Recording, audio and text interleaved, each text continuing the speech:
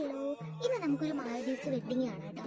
മാലദ്വീപിലെ ലാമു എന്ന അറ്റോളിലെ എല്ലാ ഐലൻഡുകളിലും ഇന്നും നിലനിൽക്കുന്ന ഒരു മനോഹരമായ ആചാരമാണ് കൈവേണി മാച്ചാദിയം. ഇതിന്റെ അർത്ഥം എന്ന് പറഞ്ഞാല് വരനെ ഭക്ഷണം വിളമ്പുക എന്നാണ് കേട്ടോ.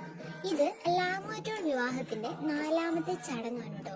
ഈ മാലദ്വീപ്സില് മാരേജ് എന്ന് പറയുന്നത് ലിറ്ററലി ഒരു ഗ്രാൻഡ് ഫെസ്റ്റിവൽ ആണ്. പക്ഷേ ലാമു അറ്റോളിന് മാത്രം സ്വന്തമായിട്ടുള്ള ഒന്നാണ് ഈ കൈവേണി മാച്ചാദിയം.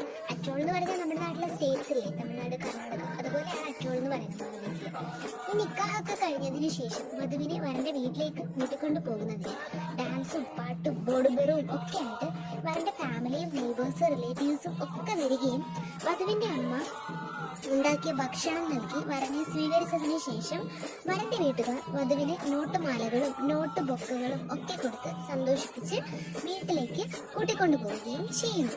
ആ ചടങ്ങിനെയാണ് നമ്മൾ കൈവേണി മാച്ചാദിയം എന്ന് പറയുന്നത്.